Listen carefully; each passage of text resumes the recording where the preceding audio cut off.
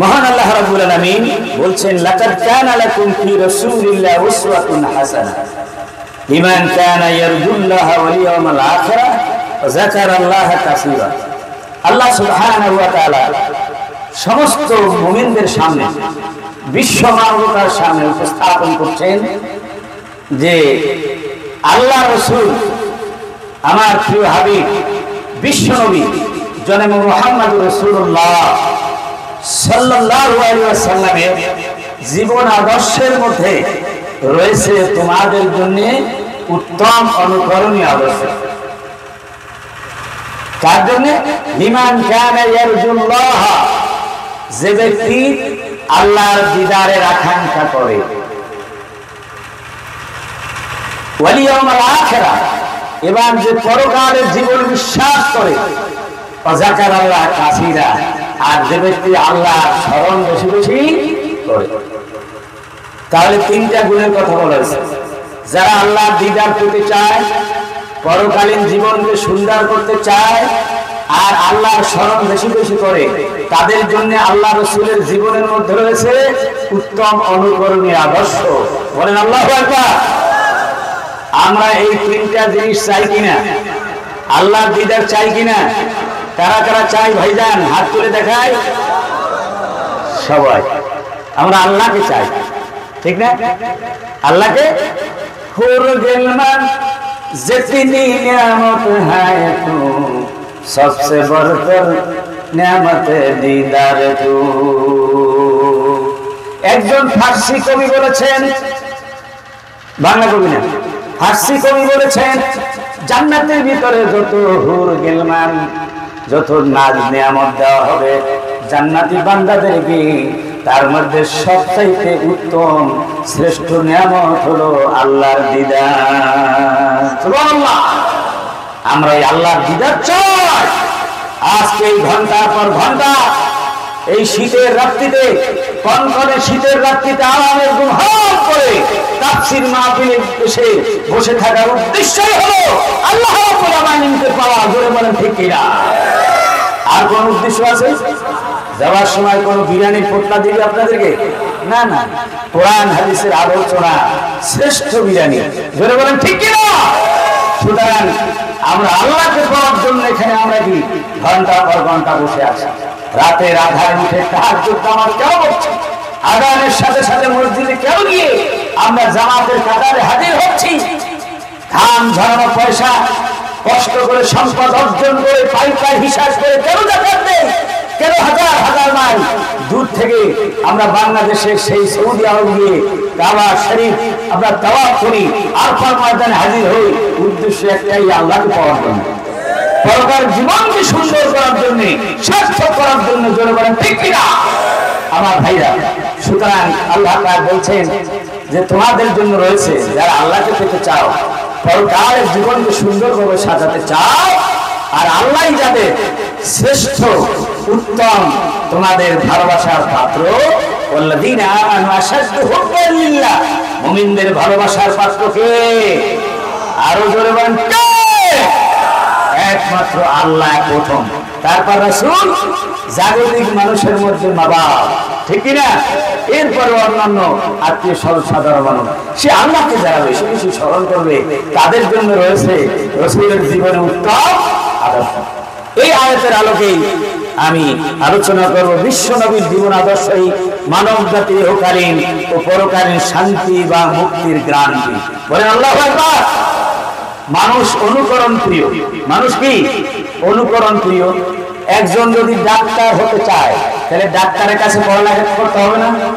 Engineer হতে চাইলে ইঞ্জিনিয়ারের কাছে পড়ালেখা করতে হবে না? এইভাবে করে জাগতিক কোনো কাজ করতে গেলে একজন রাজমিস্ত্রি, তাকে একজন উস্তাদ ধরতে হবে না? জোরে বলেন ঠিক কিনা? এমনকি মহিলারা রান্না বান্না করার জন্য আর একজন মুরব্বীর কাছে রান্না বান্না শিখতে হবে কিনা? শিখতে হবে। তাই সব কিছুতে আমরা অনুকরণ প্রিয়। আমাদের জীবনকে, পার্থিব জীবন, পরকালীন জীবনকে সুন্দর করে সাজাবার জন্য কোন মহান ব্যক্তিকে অনুসরণ করতে হবে, সেটা বাছাই করার দায়িত্ব এই পৃথিবীর মানুষের নয়। এই বাছাই করার দায়িত্ব কার? আল্লাহ। যিনি আকাশ সৃষ্টি করেছেন, জমিন সৃষ্টি করেছেন, মানুষ সৃষ্টি করেছেন, এই জিন সৃষ্টি করেছেন, তিনি বাছাই করে দিবেন তাকে অনুকরণ করলে দুনিয়া আখিরাতে শান্তি এবং মুক্তি পাওয়া যাবে। আল্লাহ রাব্বুল আলামিন বিশ্ব মানব গোষ্ঠীর মধ্যে এমন একজন মানুষকে বাছাই করলেন যাকে সর্বগুণে গুণান্বিত করে পৃথিবীর মানুষের সামনে হাজির করেন। তিনি আর কেউ নন, তিনি হচ্ছেন বিশ্ব নবী, আমার নবী, আপনার নবী, বিশ্ব নবী জনাবে মুহাম্মদুর রাসূলুল্লাহ সাল্লাল্লাহু আলাইহি ওয়াসাল্লাম। আল্লাহ বলে দিলেন, তোমাদের জীবনকে যদি সুন্দর করতে হয়, মার্জিত করতে হয়, সাজাতে হয়, জীবনে যদি নিরাপত্তা শান্তি পেতে চাও, তাহলে আমার রাসূলের জীবন আদর্শ অনুকরণ করো। সুবহানাল্লাহ। ভাইরা আমার, রাজি আছি? আমরা রাসূলকে অনুকরণ করতে রাজি আছি? রাসূলের জীবনে দুইটা দিক, এক হলো রাসূলের সুরাত আর এক হলো সিরাত। সুরাত হলো বাহ্যিক অবয়ব, সে সুন্দর করে আল্লাহ রাসূলকে কি সুন্দর করে সৃষ্টি করেছেন, কত গুণ দিয়েছেন আল্লাহ পাক, সেসব কিছুর আলোচনা। এটা হচ্ছে প্রশংসনীয় দিক। আর একটা হচ্ছে সিরাত। সিরাত মানে হচ্ছে রাসূলের জীবন আদর্শ, নীতি আদর্শ। এটা হলো অনুকরণীয়। একটা প্রশংসনীয় আর একটা কি অনুকরণীয়। দুটা দিক থেকেই আমি আলোচনা করবো ইনশাআল্লাহ। আল্লাহ রাসূল হচ্ছেন এই পৃথিবীতে, তিনি হচ্ছেন বিশ্বনবী, আল্লাহর সৃষ্টির শ্রেষ্ঠতম নমুনা।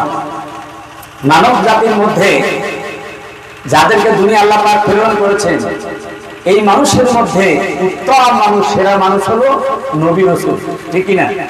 এরপরে অন্যান্য মানুষ, যত মানুষ সৃষ্টি করেছেন সমস্ত মানুষের মধ্যে সেরা মানুষ এবং সেরা নবীদের মধ্যে সেরা নবী হলেন বিশ্ব নবী জনাবে মুহাম্মদ রাসূলুল্লাহ সাল্লাল্লাহু আলাইহি ওয়াসাল্লাম।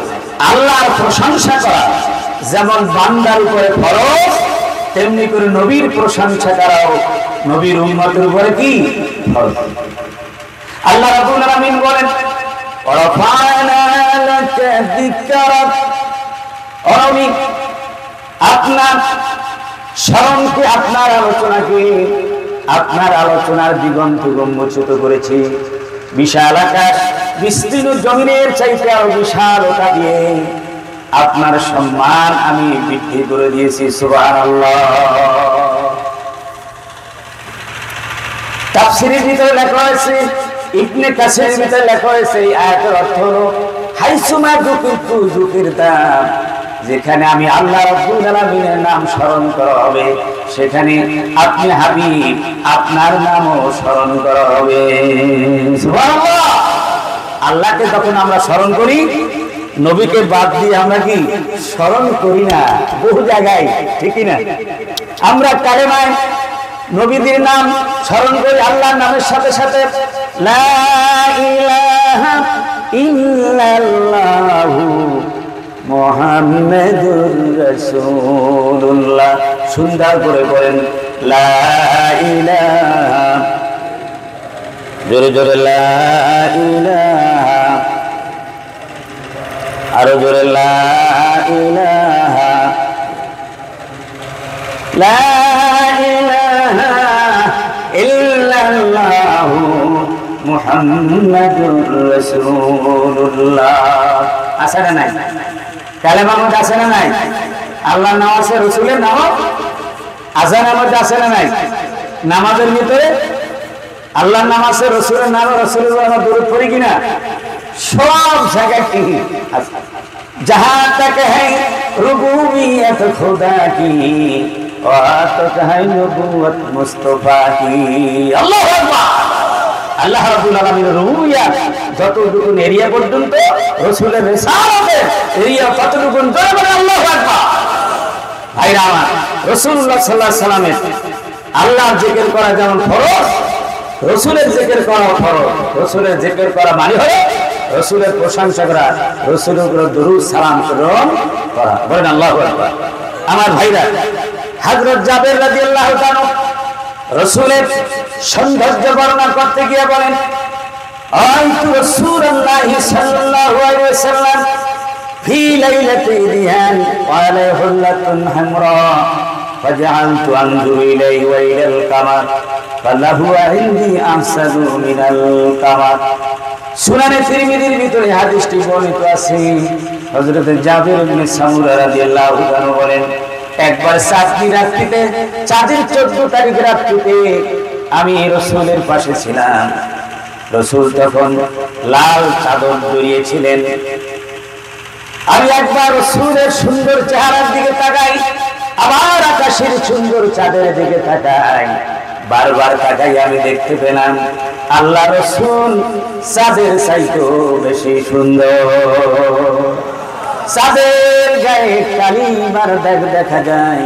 নবীদের সুন্দর নূরানী চেহারার ভিতরে কোনো কালিমার দাগ দেখা যায় না আল্লাহু আকবার কারণ এই চাঁদ তোমার সূর্যকে যদি প্রশ্ন করা হয় এই চাঁদ সূর্য তোমরা এত সুন্দর আলো পেলে কোথায় বলবে যে আমরা নূরে মুহাম্মাদি সাল্লাল্লাহু আলাইহি ওয়াসাল্লাম থেকে এই আলো পেয়েছি গোটা বিশ্ব আলোকিত হয়েছে আল্লাহ রাসূলের আলো দিয়ে কোরআনের আলো দিয়ে জোরে বলেন ঠিক কি না আল্লাহ রাব্বুল আলামিন বলেন কদ জাআকুম মিনাল্লাহি নূরুন ওয়া কিতাবুম মুবিন আল্লাহ পাক বলেন আল্লাহর পক্ষ থেকে একটা নূর আসছে নূরে মুহাম্মাদি মুহাম্মদ সাল্লাল্লাহু আলাইহি সাল্লাম আর একটা নূর হলো কিতাবুম মুবিন আল কোরআন নূরের কিতাব এইজন্য আমি বলি কিতাবটা হলো নূরের আলোর কিতাব আর নবীজি হলেন আলোর নবী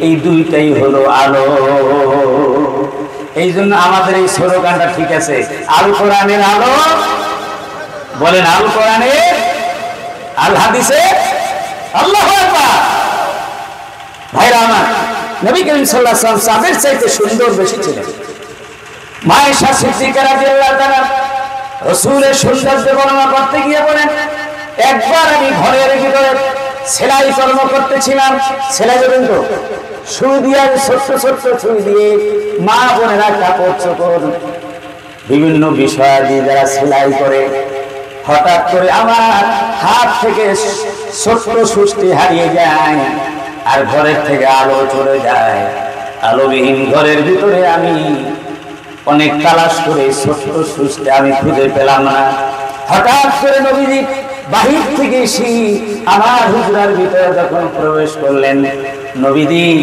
নূরে মুজাসসাম শরীর থেকে এমন ভাবে আলো বিচ্ছুরিত হচ্ছিল গোটা ঘর আলোকিত হয়ে গেল নবীজির নূরের আলোতে ওই ছোট্ট সুষ্টি আমি সহজে খুঁজে পেলাম রাসূলুল্লাহ সাল্লাল্লাহু আলাইহি ওয়াসাল্লাম এত সুন্দর ছিলেন এবং এত খুশবুওয়ালা ছিলেন রাসূল যে রাস্তা দিয়ে হেঁটে যেতেন সেই রাস্তা খুশবুতে আলোকিত হয়ে যেত সুবহানাল্লাহ সুগন্ধিতে ভরে যেত পরবর্তী পর্যায়ে রাসূলকে যদি কেউ তালাশ করতে সেই পথ ধরে হেঁটে যেত তিনি বলতে পারতেন যে রাসূল এই রাস্তা দিয়ে তিনি কিছুক্ষণ আগে হেঁটে গিয়েছেন সুবহানাল্লাহ আমার বন্ধুগণ এই জন্য সাহাবী কবিদের মধ্যে কিছু কিছু সাহাবীদের মধ্যে কিছু কিছু সাহাবী কবি ছিলেন কবি হাসান ইবনে সাবিত রাদিয়াল্লাহু তাআলা বলেছেন নবীজির শানে কবিতা লিখেছেন ওয়া হাসানু মিনকা লাম তারা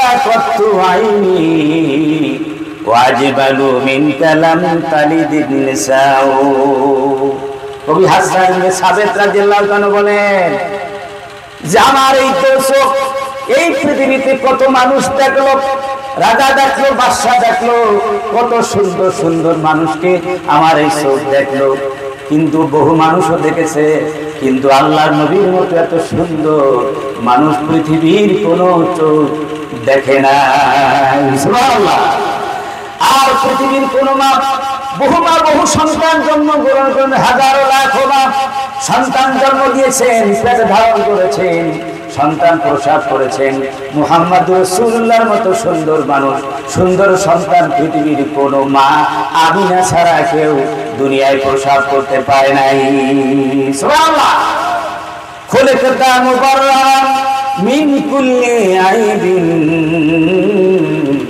কান্নাকা খুলিকতা কামা তাশাউ হাসান ইবনে সাবিত রাদিয়াল্লাহু তাআলা বলেন ওগো রাসূল আপনার সৃষ্টিটাই এমন, আপনার শরীরের ভিতরে কোন অঙ্গের ভিতরে এতটুকু কোন ত্রুটি নাই। সমস্ত ত্রুটি আয়াত মুক্ত করে আল্লাহ পাক আপনাকে সৃষ্টি করেছেন। বিষয়টা এমন যেমন আপনি নিজেই চেয়েছেন এইভাবে সৃষ্টি করতে, আর আল্লাহ সৃষ্টি করে দিয়েছেন। সুবহানাল্লাহ। মনে হয় যেন আপনি এইভাবে সৃষ্টি হতে চেয়েছেন আর আপনার বন্ধু আল্লাহ এইভাবে সৃষ্টি করে দিয়েছেন। জোরে বলেন আল্লাহু আকবার। ভাইরা আমার, আপনারা জানেন এই পৃথিবীর সবাই সুন্দর, ঠিক না? মানুষ সুন্দর, গাছ সুন্দর, বাস সুন্দর, পানি সুন্দর, সবাই সুন্দর। এই পৃথিবীর অর্ধেক সুন্দর হযরতে ইউসুফ আলাইহিস সালাম, ঠিক কিনা বলেন? অর্ধেক সুন্দর কে? হযরতে ইউসুফ আলাইহিস সালাম। সারা পৃথিবীর সবাই হলো অর্ধেক, আর ইউসুফ আলাইহিস সালাম কি অর্ধেক। এই হিসাবের ভিতরে বিশ্বনবী নাই। বলেন আল্লাহু আকবার। তাকে বাদ দিয়ে হিসাব করা হয়েছে। আপনারা জানেন হযরত ইউসুফ আলাইহিস সালামের সৌন্দর্য দেখে মিশরের বাদশা স্ত্রী জুলাইখা তার প্রেমে পড়ে গিয়েছিল। জোরে বলেন ঠিক কিনা? কোরআনুল কারীমে সূরা ইউসুফের ভিতরে আহসানুল কসাস, উত্তম ঘটনা বলে আল্লাহ রাব্বুল আলামিন সবিস্তারে বর্ণনা করেছেন। সুবহানাল্লাহ। এখন মিশরের প্রেসিডেন্টের স্ত্রী তার একজন কেনা গোলামের উপরে যদি আশিক হয়ে যায়, এটা বেমানা। জোরে বলেন ঠিক কিনা? পার্শ্ববর্তী যত মহিলারা ছিল, বান্ধবী, তারা তাকে ভর্ৎসনা করতে লাগলো। কেমন একজন মহিলা, তার ব্যক্তিত্বহীন প্রেসিডেন্টের স্ত্রী হওয়ার পরে তার একজন কেনা ভৃত্য, একজন গোলাম, একজন দাসের প্রেমে পড়ো, তাকে ভালোবাসতো, এটা কেমন কথা? এখন এর জবাবটা যদি সরাসরি দিয়ে দেয় তাহলে ভালোভাবে তারা গ্রহণ করবে না, সহজভাবে নিবে না। এই জন্য জুলাইখা একটা ব্যবস্থা করলেন। এটাও কোরআনের মধ্যে বিস্তারিত আছে, আয়াত করে বর্ণনা করার আমার সময় নেই আমার বন্ধুগণ। সুতরাং হযরতে জুলাইখা তিনি কি করলেন? একটা নিমন্ত্রণের ব্যবস্থা করলেন। ব্যবস্থা করার পর ওই সবাইকে দাওয়াত দিলেন। দাওয়াত দেওয়ার পর প্রত্যেককে বললেন তাদের হাতে একটা একটা ছুরি দিয়ে যে আমি যখন বলবো তখন তোমরা একটা একটা লেবু কাটবে, যতক্ষণ আমি বলবো না ততক্ষণ তোমরা কিছুই করবে না। এরপরে তাদের হাতে একটা ছুরি দিয়ে একটা লেবু ধরায় দিল। আর হযরত ইউসুফ আলাইহিস সালামকে ভিতর থেকে তাদের সামনে যখন এনে হাজির করলেন, এবারে অর্ডার করলেন যে তোমরা লেবু কাটো। ছুরি দিয়ে কি কাটো? লেবু কাটো। কিন্তু তারা লেবু কাটলো ঠিক, কাটতে কাটতে আঙ্গুল কেটে রক্ত বেরিয়ে গেল ফিনকি দিয়ে, কিন্তু তারা বলতে পারলো না। বলেন আল্লাহু আকবার। হযরত জুলাইখা বলেন, আমার বান্ধবীরা, তোমরা এক মুহূর্ত দেখে নিজেদের ভিতরে হারিয়ে ফেললে, নিজেরা তোমাদেরকে বললাম লেবু কাটতে, আর লেবু কাটার পরিবর্তে আঙ্গুল কেটে ফেললে, এটা কেমন কথা? তারা কি বলল? তাদের ভাষাটা কোরআনে নকল করে আল্লাহ রাব্বুল আলামিন বলছেন সূরা ইউসুফের 31 নম্বর আয়াতে, ফালাম্মা রাআইনাহু আকবারনাহু ওয়া কাত্তানা আইদিয়াহুন্না ওয়া কুলনা হাশা লিল্লাহি মা হাযা বাশারা ইন হাযা ইল্লা মালাকুন কারীম।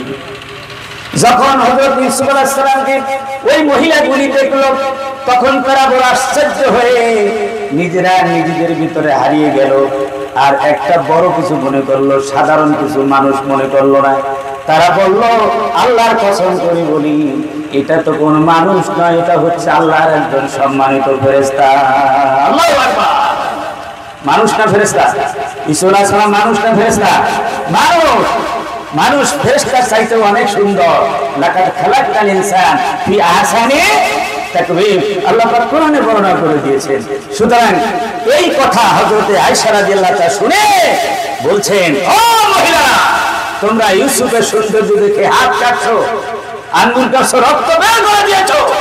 আল্লাহ হাবিব, আমার প্রিয়তম স্বামী মুহাম্মদ সাল্লাল্লাহু আলাইহি সাল্লামের সৌন্দর্য তোমরা দেখতে পাও নাই। তোমরা যদি দেখতে পেতে তাহলে তোমাদের হাত নয়, তোমাদের কলিজা কেটে তাকে উপহার দিতে। জোরে বলেন আল্লাহু আকবার। সাহাবে کرام রাসূলের আহ্বানে সাড়া দিয়ে তারা যুদ্ধের ময়দানে গিয়ে কেউ স্বামী হারিয়েছে, কেউ বাপ হারিয়েছে, কেউ সন্তান হারিয়েছে, কেউ এভাবে করে জীবন দিয়েছে। জোরে বলেন ঠিক কিনা? আমার বন্ধুগণ, রাসূলুল্লাহ সাল্লাল্লাহু আলাইহি সাল্লাম এমন সুন্দর ছিলেন। এই জন্য এক কবি বলেন, আসে খুবা হামাদার তু তনহাদারি, সবে মিলে পেছে যা তুমি একা পেছোদা। মানব দানব কুল কায়নাত সমস্ত নবী রাসূলগণ যত নিয়ামত পেয়েছে আল্লাহর পক্ষ থেকে, যা কিছু পেয়েছেন, আর তুমি একা তার চাইতে বেশি পেয়েছো। সুবহানাল্লাহ। তাই তুমি বিশ্ব নবী, আল্লাহর হাবিব, রাহমাতাল লিল আলামিন, শাফিউল লিল মুযনিবিন, জনাব মুহাম্মদ রাসূলুল্লাহ সাল্লাল্লাহু আলাইহি ওয়াসাল্লাম। বলেন আল্লাহু আকবার। ভাইরা আমার, রাসূলুল্লাহ সাল্লাল্লাহু আলাইহি ওয়াসাল্লামকে যেভাবে বাহ্যিক সৌন্দর্য দেওয়া হয়েছে, তেমনি করে তাকে আর্থিক সৌন্দর্য দেওয়া হয়েছে, সেইটারও বেশি। ভাইরা আমার, এই জন্য আল্লাহ রাব্বুল আলামিন কুরআনুল কারীমে নবী করিম সাল্লাল্লাহু আলাইহি ওয়াসাল্লামের চরিত্রের সাথে দিয়ে বলেছেন, ওয়া ইন্নাকা লাআলা খুলুকিন আযীম। পড়েন আমার সাথে, ওয়া ইন্নাকা লাআলা খুলুকিন আযীম। হে নবী, আপনি মহান চরিত্রের উপরে অধিষ্ঠিত আছেন। সুবহানাল্লাহ। কে বলছেন? বলেন না, সার্টিফিকেট কে দিয়েছে? দুনিয়ায় সার্টিফিকেট দেয় তথাকথিত মেম্বার, চেয়ারম্যান, এমপি, মন্ত্রীরা, যাদের অনেকের চরিত্রে বালাই নাই, ঠিক না? ভালোভাবে নামাজও পড়ে না, ঠিক না? নামাজ পড়ে অনেক এমপি, অনেক ইল্লা মাশাআল্লাহ, সব চেয়ারম্যান মেম্বাররা কি নামাজ পড়ে না, সব এমপিরা নামাজ পড়ে না। কয় আমার নেতার চরিত্র কত ভালো, ফুলের মতো পবিত্র, নামাজ পড়ে না। আছে কিনা? আপনাদের এলাকায় নাই, কিন্তু অনেক জায়গায় আছে না নাই? এমন নেতার ভোট দিবেন? আমার বন্ধুগণ, যারা নামাজ পড়ে না, যারা রোজা রাখে না, আল্লাহর পথে দাওয়াত দেয় না, যারা কোরআনী শাসন ব্যবস্থা চায় না, এমন লোককে ভোট দিবেন আপনারা? দিবেন? কথা বলে দিবেন নাকি? কেউ দেব না। কারে ভোট দেবো? যে নামাজ পড়ে, রোজা রাখে, হজ করে, যাকাত দেয়, কোরআনের কথা বলে। কোরআনে কার কথা? জোরবান কার কথা? হাদিস কার কথা? এই কোরআন হাদিসের কথা বলে, কোরআন হাদিস দিয়ে সমাজ চালাবে বলে অঙ্গীকার করে, তাকে আমরা ভোট দেবো। জোরে বলেন ঠিক কিনা? কে কে রাজি আছেন? দু হাত তুলে দেখান। নারে তাকবীর, নারে তাকবীর। আল কোরআনের আলো, আল হাদিসের আলো। ভাইরা আমার, সুতরাং শুধু ওয়াজ শুনে সমাজ পরিবর্তন হবে না। শুধু আমরা ওয়াজ শুনলাম, আর এক কান দিয়ে শুনলাম, আর এক কান দিয়ে কি বেরিয়ে গেল, ঠিক কিনা বলেন? যেখানে আইন প্রণয়ন হয় সেই জায়গায় এই তাফসীরের কথা যারা বলে, সেই রকম লোক সেখানে লাগবে। জোরে বলেন ঠিক কিনা? সারাক্ষণ ওয়াজ শুনলাম, আমার সমাজ ব্যবস্থা, আমার দেশে আইনি ব্যবস্থা যদি কোরআন না থাকে, তাহলে ভালোভাবে আপনি ধর্মকর্ম করতে পারবেন না। যেইটার সাক্ষী বিগত 15 বছর পর্যন্ত আপনারা ভালোভাবে ধর্মকর্ম করতে পারছেন, ভালোভাবে মাহফিল করতে পারছেন। মাহফিল করছে বক্তা, আইসাই মাইকটা এরকম রয়ে গেছে, দেখছেন আপনারা, ঠিক কিনা বলেন? মৌলভী সাহেব কি আল্লাহর কথা বাদ দিয়ে, রসুলের কথা বাদ দিয়ে কিছু বলছে? তাহলে তারা মাইক নিল কেন? ওই তাদের গায়ে লাগবে সুদের কথা, সুদের বিরুদ্ধে, ঘুষের বিরুদ্ধে, জেনা ব্যবসায়ের বিরুদ্ধে, মদের বিরুদ্ধে এইসব কথা বলায় তারা কি না কর? জোরে বলেন ঠিক কিনা? সুতরাং এগুলিকে যারা নিষিদ্ধ করা প্রত্যয় গ্রহণ করবে, জাতির সামনে অঙ্গীকার করবে, তাদেরকেই ভোট দেবেন। XYZ আপনারাই নির্বাচন করবেন কাকে ভোট দেবেন, আমি বলবো না। যে ব্যক্তি করবে তাকে ভোট দেবেন। রাজি আছেন ইনশাআল্লাহ? আল্লাহ পাক সবার ইচ্ছা আকাঙ্ক্ষাকে কবুল করুন। সকল আল্লাহ আমিন। ভাইরা আমার, রাসূলুল্লাহ সাল্লাল্লাহু আলাইহি সাল্লাম ছিলেন, তিনি সর্বগুণে গুণান্বিত, তিনি ছিলেন মহান চরিত্রের উপরে অধিষ্ঠিত। কে সার্টিফিকেট দিয়েছেন? আল্লাহ পাক। আল্লাহর নবী নিজেও বলেছেন, ইন্নামা বুইস্তু লিউতাম্মিমা মাকারিমাল আখলাক। ও দুনিয়ার মানুষ, আমি কেন এই দুনিয়ায় এসেছি তোমরা শোনো। মানুষের ভিতরে সর্বোত্তম চরিত্র, সভ্যতা, ভদ্রতা, ভালো অভ্যাস গড়ে তোলার জন্য তার পূর্ণতা দেওয়ার জন্য এই দুনিয়ায় আমি রাসূল হিসেবে প্রেরিত হয়েছি। রাসূল সমাজে এসে কোরআনের ভিত্তিতে, কালেমার ভিত্তিতে তিনি মানুষগুলিকে দাওয়াত দিয়ে সমাজের ভিতরে যত অন্যায়, অপরাধ, অপসংস্কৃতি ছিল সবগুলি উৎখাত করে দিয়ে কোরআনী বিধান যখন চালু করে দিলেন, সেই সমাজ সুন্দর সমাজ, একটা শান্তিময় সমাজ, নিরাপত্তাপূর্ণ সমাজে পরিণত হলো। কথা ঠিক কিনা? যে সমাজে সুদ ছিল না, ঘুষ ছিল না, চাঁদাবাজি ছিল না, রাহাজানি ছিল না, জেনা ব্যভিচার ছিল না, মানুষের ভিতরে হানাহানি ছিল না, ছিল মানুষের ভিতরে সম্প্রীতি, ঐক্য, মহব্বত, ভালোবাসা। কথা ঠিক কিনা? সেরকম একটা সম্প্রীতির সমাজ আমরা চাই কিনা? আমরা চাই কিনা? যদি আমরা সমাজ সেরকম একটা সমাজ চাই, আজকের দিনে আমাদের সকলকে ঐক্যবদ্ধ হতে হবে। কি হতে হবে? ঐক্যবদ্ধ হতে হবে। আমরা বিচ্ছিন্ন থাকতে পারবো না। আমাদের সমাজের টুপি দিয়া, পাগড়ি দিয়া, জামা দিয়া, পীর সাহেবের তরিকা দিয়া, নানান রকমের তরিকায় আমরা ভাগ হয়ে আছি। কথা ঠিক কিনা? কেউ সিস্তিয়া তরিকার মুরিদ, কেউ কাদিয়া তরিকার মুরিদ, কেউ নকশবন্দির তরিকার মুরিদ, কেউ মুজাদ্দিদ তরিকার মুরিদ, কেউ পাঁচকলি দেয়, কেউ গোল দেয়, কেউ লম্ব দেয়, কেউ রঙিন দেয়, কেউ সাদা দেয়, নানান রকম টুপি দেয়। ঠিক কিনা? এই সব দিয়ে ভাগ করা যাবে না। যে টুপি পরেন কোনো সমস্যা নাই, টুপি পরা সুন্নাত, বলে বলেন ঠিক কিনা? আর যে তরিকায় মুরিদ হন না কেন, জিকির কয়টা? লা ইলাহা ইল্লাল্লাহ। কেউ তো জিকির বানাই দিতে পারবে না। সুতরাং যে কোনো তরিকার হই, যে কোনো দলের হই, আমরা সবাই ঐক্যবদ্ধ থাকবো। আল্লাহ কয়জন? জোরবান কয়জন? রাসূল কয়জন? তারপরে কোরআন কয়টা? ইসলাম কয়টা? একটা। তাহলে আমরা সবাই ঐক্যবদ্ধ হতে পারবো তো ইনশাআল্লাহ? কারা কারা রাজি আছি? সবাই হাত তুলে দেখাই। সবাই আমরা ঐক্যবদ্ধ থাকবো। আরেকটি বিষয় আছে আমাদের সমাজে, আলিয়া আর কওমিয়া। ঠিক কিনা বলে? কিছু মাদ্রাসা আছে আলিয়া, সরকারি ব্যবস্থাপনা পরিচালিত হয়, আর কিছু মাদ্রাসা আছে কওমি আলেম আর সরকারি আলেম। আমরা এই প্রাচীর তুলে কওমি এবং আলিয়ার মাঝখানে যে একটা বিভাদের, একটা বিভাজনের যে একটা প্রাচীর আছে, এই প্রাচীরটা ভেঙে ফেলতে চাই। আপনারা রাজি আছেন কিনা? ভেঙে ফেলে আমরা আলিয়া কওমিয়া সবাই এক। সবাই কি এক? কিছু কিছু তো ইখতিলাফ থাকবেই, ধরবেন ঠিক না? ওই সব ইখতিলাফ মেনে নিয়েই আমাদের কি করতে হবে? ঐক্যবদ্ধ হতে হবে। না আমাদের কেউ হাত তোলে একবার আর কেউ তোলে কয়েকবার, যেটাকে রফে আযান বলা হয়। ঠিক কিনা? কোনো সমস্যা নাই। এগুলো হলো মুস্তাহাব বিষয়। কেউ আমিন বলে জোরে আর কেউ বলে আস্তে, উভয়টা হাদিসের মধ্যে আছে না নাই? আছে না? বাংলাদেশে আমিন বলে বেশি মানুষে আস্তে, আর কম মানুষে বলে জোরে। সৌদি আরব মধ্যপ্রাচ্যে যান, বেশি মানুষে বলে জোরে সরে, কম মানুষে বলে আস্তে। জোরে বলেন ঠিক কিনা? শাহ ওলিউল্লাহ রাহমাতুল্লাহ আলাইহি বলেছেন, একটা মাসলা বলে দেই, যে আমার কাছে উত্তম বিষয় হলো যেই এলাকায় মুস্তাহাব বিষয়গুলি বেশি সংখ্যক মানুষ যেভাবে পালন করে সেইভাবে পালন করা উত্তম। কথা বুঝতে পেরেছেন? আমাদের দেশে যেহেতু মানে আস্তে করেই আমিন বলে বেশি মানুষ, এইখানে আস্তে বলা উত্তম। তবে কেউ যদি জোরেও বলে, তাকে মসজিদ থেকে বাড়ি করা যাবে না, সেও মুসল্লি। জোরে বলেন ঠিক না? তাকে বলতে দেন। আর আপনি আস্তে বলছেন যে উনিও বলতে পারবেন না যে আপনি গুমরা হয়ে গেছেন। কথা ঠিক কিনা? আর যেই জায়গায় বেশি মানুষের যেই জিনিসটা বলে, সেই জিনিসটা সেইখানে বলা উচিত। যেমন সৌদি আরব মধ্যপ্রাচ্যে মানে জোরে বলে বেশি, ওখানে আপনি জোরে বলেন, সমস্যা নেই। কোনো সমস্যা আছে? সমস্যা নাই। এই জন্য আমরা সবাই ঐক্যবদ্ধ থাকবো। এগুলি আজকে সমাজের জন্য সবচেয়ে বড় হচ্ছে কি, এগুলি আমরা ঐক্যবদ্ধ না হলে এক দলে বলবে এইটা, আর এক দল বলবে এইটা, এরপরে আপনি যাবেন ইসলাম থেকে দূরে সরে। হুজুর আপনারাই তো মিলতে পারলেন না, এক দলে বলেন এইটা দোয়াল্লিন, আর এক দলে বলেন জোয়াল্লিন, আমরা যাবো কোন দিকে? নামাজই পড়বো না।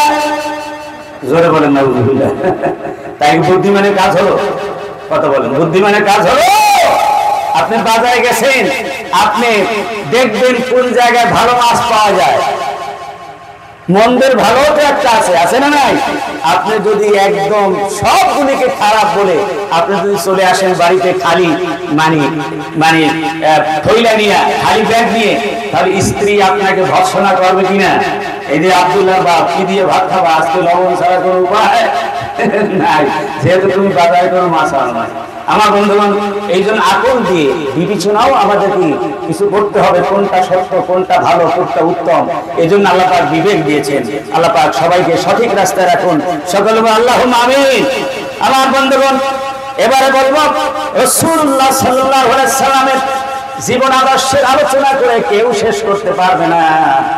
আমি সারা রাত কেন, সারা বছর যদি আলোচনা করি, তারপর রাসূলের জীবনী আদর্শ আলোচনা করে শেষ করা যাবে নাকি?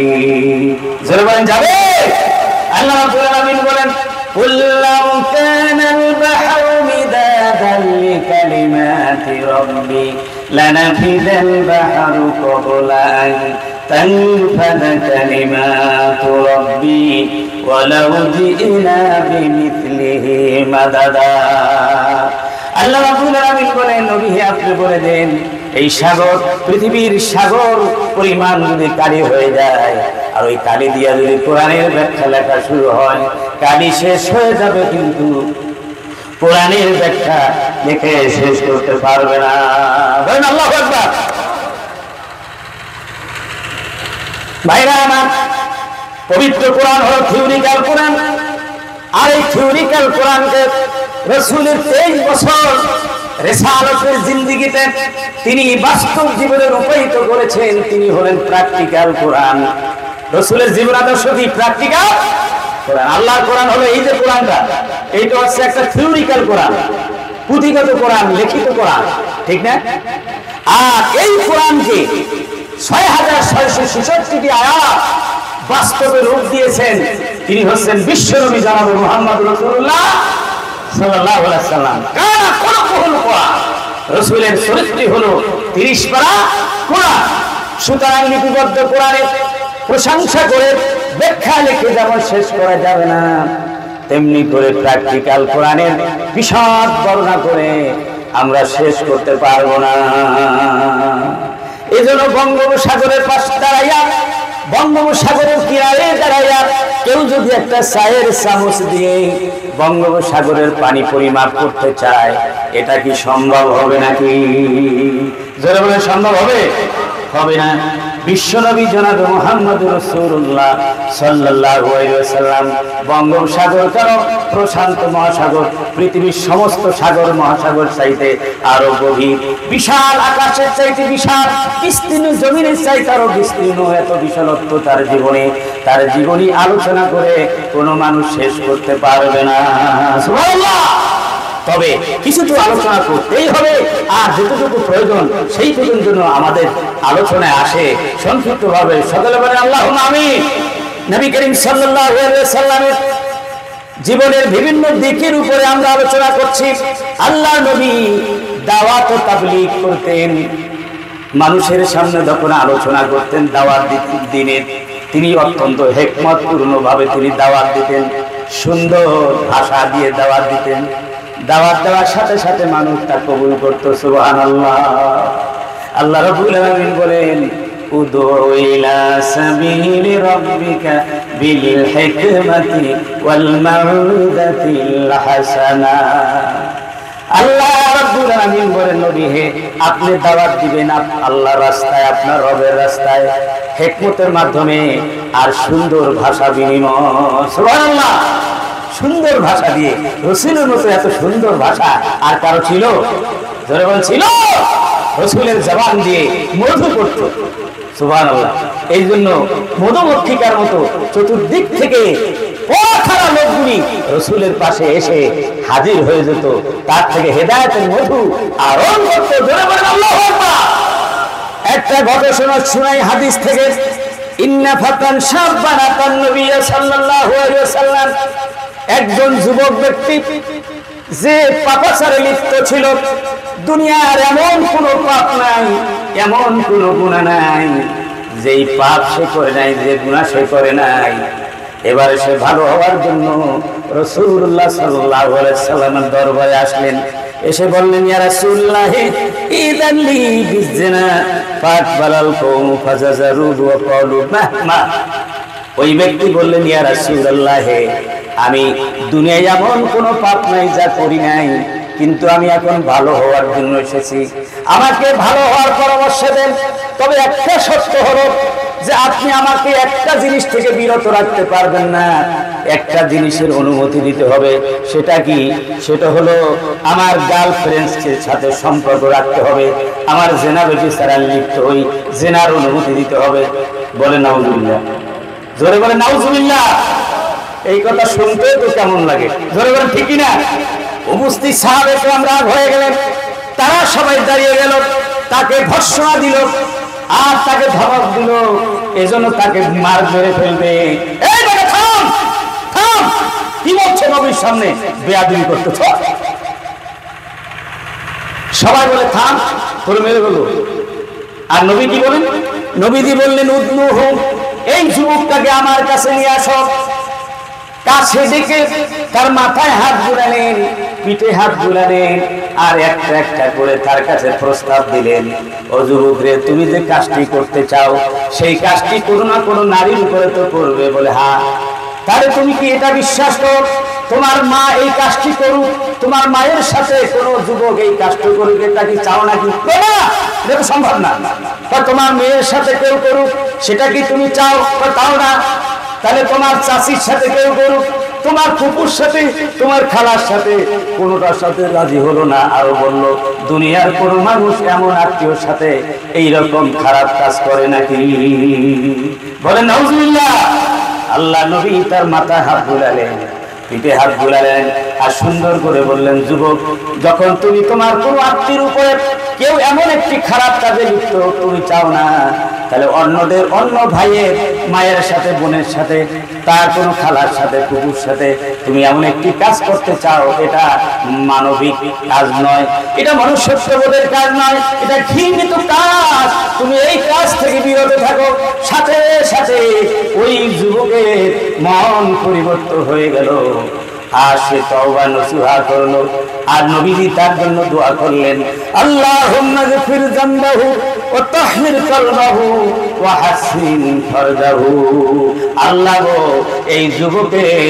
এই যুবকের সমস্ত পিছনের জিনা ব্যভিচার সহ সমস্ত পিছনের গুনাহ তুমি মাফ করে দাও, আর তার অন্তরটাকে তুমি পবিত্র করে দাও, আর তার লজ্জাস্থানকে হেফাজত করো। নবীর দোয়া কবুল হয়ে গেল। এরপর জীবনে আর কখনো এমন খারাপ কাজের দিকে সে কখনো ফিরেও তাকায় নাই। ভাইরা আমার, আমাদের সমাজেও এইরকম অনেক যুবক মানুষ, খারাপ মানুষ আছে কিনা? জোরে বলে আছে কিনা? যদি তাকে আপনি একজন মদ করবেন বললেন, একজন বেনামাদিকে বলেন, এই বেনামাদি, তোর জন্য কোনো বেহেশত নাই, তোর জন্য জাহান্নাম।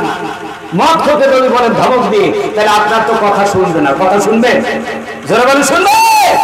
নবী করিম সাল্লাল্লাহু আলাইহি ওয়াসাল্লাম মতো তাদেরকে আমাদের বুঝাইতে হবে যে ভাই, বন্ধু, এই কাজগুলি করে নামাজ পড়ে না, তার মাথায় হাত বুলে, পিঠে হাত বুলাইয়া তাকে নামাজ পড়তে বলেন, দাওয়াত দেন। একদিন আসবে, আর একদিন আসবে না, একত্র করবে, আর একত্র করবে না। এইভাবে পড়তে পড়তে একদিন দেখবেন যে 5 ওয়াক্ত নামাজ জামাতের সাথে সে আপনার আমার থেকে ভালো মুসল্লি হয়ে যেতে পারে। জোরে বলেন ঠিক কিনা? মদ ছেড়ে দিয়ে, এমন একটা যুবককে মদ ছেড়ে দিয়ে আল্লাহ পাক তাকে পবিত্র বানায় দিতে পারেন। তার থেকে ভালো, আমার থেকে, আপনার থেকে সে ভালো মুমিন হয়ে যেতে পারে, মুসলমান হয়ে যেতে পারে। জোরে বলেন ঠিক কিনা? এই জন্য যুবকদেরকে একটু সাথ দিতে হবে, তাদেরকে ধমক দিয়ে ইসলামের ভিতরে আনা যাবে না। দাওয়াত দিতে হবে আদর দিয়ে, সযত্নে, যত্নবান হয়ে, দরদ দিয়ে, মনের আবেগ দিয়ে। জোরে বলেন ঠিক কিনা? আল্লাহ পাক বলেন, ইন্নামা আনতা মুযাক্কির লাস্তা আলাইহিম বিমুসাইতির। হে রাসূল, আপনাকে দারোগা করে পাঠানো হয় নাই, আপনি উপদেশক, আপনি বলে যান, আপনি বলে যান। সুতরাং আমাদের দায়িত্ব হলো দাওয়াত দেওয়া। রাজি আছেন? রাজি আছেন? এত ঘনবসতি এলাকা, এই মসজিদে আমি কয়েক ওয়াক্ত নামাজ পড়েছি। এই ঘনবসতি এলাকার সব লোকগুলি যদি মসজিদে যেত, তাহলে মসজিদ সব ভরে যেত। ধরে বলেন ঠিক না? অনেকে রাস্তায় দাঁড়িয়ে দাঁড়িয়ে কথা বলতে দেখেছি, কিন্তু জামাতের সময় চলে গেছে, জামাতে তারা নামাজ পড়ে নাই। আপনারা কি পড়বেন ইনশাআল্লাহ? নামাজ পড়বেন জামাতে? কি বলেন? এবার নামাজের দাওয়াত দিবেন না শুধু একটা ওয়াজ শুনে গেলেন? আপনারা, আপনাদের দায়িত্ব আছে না নাই? আপনাদের দায়িত্ব করণী নাই? এই যে ওয়াজ শুনলেন, এই দায়িত্ব আপনারা পৌঁছে দিবেন ঘরে ঘরে, এই দায়িত্বটা আপনাদের। এই যে ইমাম সাহেব প্রতি জুমাতে খুতবা দেয়, এই খুতবা দেয়, এটা কি আপনার আনাকুম আর জানাকুম শোনাকুম হইল? শুধু আসলেন, গেলেন আর শুনলেন, এটাই যথেষ্ট? বরং এই কথাগুলি, এই মেসেজটা ঘরে ঘরে মহিলাদের কাছে, যুবকদের কাছে যারা আসেন এই মসজিদে, তাদের পৌঁছে যাওয়া এই এক সপ্তাহের জন্য আপনাদের দায়িত্ব করণীয়। ধরে বলেন ঠিক কিনা? এই দায়িত্বকে আমরা পালন করি। এই দায়িত্ব যদি পালন না করে থাকি তাহলে আল্লাহর কাছে জবাবদিহি করতে হবে কিনা? জবাব দিতে পারবেন? এই দায়িত্ব পালন করবেন আপনারা কারা কারা পালন করবেন? হাত তুলে দেখান। দাঈল আল্লাহর ভূমিকা পালন করতে হবে, দাঈল আল্লাহর ভূমিকা পালন করতে হবে। আল্লাহ পাক কবুল করুন সকল, আল্লাহুম্মা আমিন। ভাইরা আমার, নবী করিম সাল্লাল্লাহু আলাইহি ওয়াসাল্লাম চরিত্রের কোন দিকটা আমি আলোচনা করব অল্প সময়ের ভিতরে? নবী করিম সাল্লাল্লাহু আলাইহি ওয়াসাল্লাম তিনি ছিলেন ভারসাম্যপূর্ণ এবং মধ্যমপন্থী, ন্যায়পন্থী একজন আদর্শ নবী। তার সমস্ত আমলের ভিতরে ভারসাম্য ছিল, একবার শূন্যতাও ছিল না, আবার সীমা অতিরিক্ত ছিল না। সালাতের ক্ষেত্রে, রোজার ক্ষেত্রে তিনি কখনো নফল রোজা রাখতেন, ফরজ রোজা রাখতেন, এবার নফল রোজা রাখতেন, কখনো ভাঙতেন। আবার রাত্রিতে তিনি ঘুমাতেন, আবার নামাজ পড়তেন। সারা রাত জেগে তিনি নামাজ পড়তেন না। কখনো কখনো তিনি সারা রাত জেগে নামাজ পড়ার পর তার পা মুবারক ফুলে গিয়েছিল। হযরত আয়েশা রাদিয়াল্লাহু তাআলা বলছেন, হে আল্লাহ রাসূল, আপনি ওই নবী, গুফির এলাকা মা তাকাদ্দামা মিন যামবিকা ওয়া মা তাআখার, যে আপনার আগের গুনাহ, পিছনের গুনাহ, সমস্ত গুনাহ আল্লাহ পাক মাফ করে দিয়েছেন, এত করে ইবাদত করে। তখন আল্লাহ নবী বলেন, আফালা আকুনা আবদান শাকুরা, আমি কি আল্লাহ শুকরগুজার বান্দা হব না? আল্লাহ রাব্বুল আলামিন সারা রাত থেকে এই রকম ইবাদত করা পছন্দ করেন না? আল্লাহ রাব্বুল আলামিন, ইয়া আইয়ুহাল মুযাম্মিল কুমিল লাইলা ইল্লা কালিলা, যে চাদর আর চাদরকারী, কম্বল জানানো ব্যক্তি যে ঘুমায় আছো, রাসূলকে আদরণীয় ভাষা দিয়ে, নাম দিয়ে আল্লাহ পাক ডাকলেন। সুবহানাল্লাহ। ভাইরা আমার, রাসূল আপনি সারা রাত জেগে আপনার ইবাদত করতে হবে না, কিছু সময় ইবাদত করুন, কিছু সময় আপনি ঘুমান, অর্ধেকটা করুন, অথবা 3/1 করুন, অথবা 2/3 অংশ করুন। তারপর বাকিটা সময় আপনি কি আপনি ঘুমান, আর বাকিটা সময় আপনি কি করেন? ইবাদত করেন। বলেন আল্লাহু আকবার। রাসূলের ইবাদতে কি ছিল? ভারসাম্য ছিল। তিনি দারিদ্রতাকে পছন্দ করতেন, কিন্তু বৈরাগ্যতাকে পছন্দ করতেন না। যে কম সম্পদ হোক, আমরা তো সম্পদের পিছনে দৌড়াই। সম্পদের পিছনে যদি দৌড়াই তাহলে বাম হাত ডান হাতের সম্পদ কামাই করতে হবে। ধরে বলেন ঠিক কিনা? সুদ খাইতে হবে, ঘুষ খাইতে হবে, তারপরে অপরের জমিনের আয় খেলতে হবে। এই অভ্যাস অনেক মুসলমানের আছে না নাই? আপনাদের এলাকায় নাই এরকম? ঘুষখোর কি জান্নাতে যাবে না জাহান্নামে যাবে? রাশিয়াল মুরতাশি কিলাহুমা ফিন্নার। ঘুষখোর আর যে ঘুষ দেয় আর যে ঘুষ খায়, উভয় কোথায় যাবে? জোরে বলেন কোথায়? জাহান্নামে। জাহান্নাম কি ভালো দেখে নাকি? আর সুদ, সুদ কি ভালো জিনিস? সুদের অসংখ্য কথা কোরআনের 12টি আয়াতে আল্লাহ রাব্বুল আলামিন সুদের ভয়াবহতার কথা বর্ণনা করেছেন। এই সুদে 70 প্রকার গুনাহ আছে। সব চাইতে ছোট্ট গুনাহটা হলো নিজ ঔরাতজাত সন্তান নিজ মায়ের সাথে জিনা ব্যভিচারে লিপ্ত হলে যে মহা পাপ হয়, জঘন্য গুনাহ হয়, এইটা হলো, এই সমপরিমাণ গুনাহ হলো সুদের সবচাইতে ছোট্ট গুনাহ। জোরে বলেন নাউজুবিল্লাহ। আপনারা কি সুদ খাবেন? সুদ খাবেন না কারা? হাত তুলে দেখান। আল্লাহ পাক বলেন, হাল্লাল্লাহুল বাই'a ওয়া হারামার রিবা, ব্যবসা বাণিজ্য হালাল কিন্তু সুদ হারাম। এর থেকে আমাদের কি থাকতে হবে? বিরত থাকতে হবে। আল্লাহ রাসূল বৈরাগ্যবাদ চান নাই। ঘর বাড়ি ছেড়ে দিয়ে একদম, আসে না কিছু মানুষ একবারে সিল্লা দিয়ে বাইরে যায়, এরকম মানুষ আছে কিনা? নিজের বউ বেটির কোনো খবর নেয় না, দেশে বিদেশে ঘোরে। এইসব জিনিস আল্লাহ রাসূল পছন্দ করতেন না। ইসলামের ভিতরে বৈরাগ্যবাদ নাই। ইসলামের ভিতরে বৈরাগ্যবাদ নাই। লা রুহবানিয়াতা ফিল ইসলাম। ইসলামের ভিতরে কোনো বৈরাগ্যবাদ নাই। ইসলাম হচ্ছে একটি সামাজিক একটা জীবন বিধান, যেখানে পরিবার থাকবে, সমাজ থাকবে, ব্যবসা থাকবে, চাকরি থাকবে, অফিস থাকবে, আদালত থাকবে, দেশ নিয়ে চিন্তা করতে হবে, সব কিছু থাকবে যেখানে, সেটার নামই হলো ইসলাম। জোরে বলেন ঠিক কিনা? ইন্নাদ দীনা ইনদাল্লাহিল ইসলাম। ইসলাম হচ্ছে একটি মাত্র জীবন বিধান, যে জীবন বিধানের মধ্যে মানুষের সব কিছু আল্লাহ পাক রেখে দিয়েছেন। সুতরাং সেই ইসলামের অনুসারী হতে হবে। আল্লাহ পাক বলেন ইসলামকে বাদ দিয়া অন্য কোন মতাদর্শ, ধর্ম নিরপেক্ষবাদ, নাস্তিকতাবাদ, সমাজতন্ত্র, কমিউনিজম, এই জাতীয় যত মতবাদ আছে এই মতবাদকে তোমরা সেখান থেকে ফিরে এসে ইসলামী মতবাদকে তোমরা গ্রহণ করবে। এটাই তোমাদের জীবনের জন্য সার্থক হবে। জোরে বলেন ঠিক কিনা? সুতরাং সব মতবাদ বাদ, ইসলাম জিন্দাবাদ। জোরে বলেন ঠিক কিনা? ইসলাম কি জিন্দাবাদ। এই স্লোগান দিতে পারবেন ইনশাআল্লাহ? এই ইসলাম হচ্ছে কি জিন্দাবাদ। সুতরাং রাসূলুল্লাহ সাল্লাল্লাহু আলাইহি সাল্লাম বিবাহ শাদী করেছেন, তার স্ত্রী ছিল, সন্তান ছিল, আত্মীয় স্বজন ছিল, ছিল কিনা? অনেকে আছে কোনো আত্মীয় স্বজনের খোঁজ খবর নেয় না, প্রতিবেশীদের খোঁজ খবর নেয় না। অনেক মানুষ আছে কিনা? আত্মীয় স্বজনের হক আদায় করা ফরজ, অন্যান্য ফরজের মধ্যে এটাও কি একটা ফরজ। আত্মীয় স্বজনের সাথে সম্পর্ক ছিন্নকারী জাহান্নামে চলে যাবে, আল্লাহ লানত তার উপরে। বলে বলে নাউযুবিল্লাহ। রাসূলুল্লাহ সাল্লাল্লাহু আলাইহি ওয়াসাল্লাম মুসলমান আত্মীয় তো বটেই, এমনকি অমুসলমান মুশরিক আত্মীয় যারা ছিল তাদেরও খোঁজ খবর নিতেন। সুবহানাল্লাহ। সুতরাং এই আত্মীয় স্বজনের খোঁজ খবর আপনারা নিবেন, তাদের হক কি আদায় করবেন, প্রতিবেশীদের হক আদায় করবেন। রাসূলুল্লাহ সাল্লাল্লাহু আলাইহি ওয়াসাল্লাম ছিলেন উত্তম প্রতিবেশী। রাসূলুল্লাহ সাল্লাল্লাহু আলাইহি ওয়াসাল্লাম বলেছেন যে ওই ব্যক্তি কখনো মুমিন হতে পারে না, ওই ব্যক্তি কখনো মুমিন হতে পারে না যে পেট ভরে খেয়ে নাক ডেকে ঘুম যায়, অথচ তার প্রতিবেশী ক্ষুধার্ত অবস্থায় সারা রাত ক্ষুধার যন্ত্রণায় ঘুম যেতে পারে না, ছটফট করে। এমন এক প্রতিবেশী রেখে, অসহায় ক্ষুধার্ত প্রতিবেশী রেখে পেট পুড়ে যে খেয়ে ঘুম যায়, সে সত্যিকার মুমিন হতে পারে না। তাহলে আল্লাহ রাসূলের সমাজ ব্যবস্থার ভিতরে অভাবী, দুঃখ, দুস্থ মানুষের খোঁজ খবর নেওয়ার ব্যবস্থা আছে না নাই? জরুরি আছে না নাই?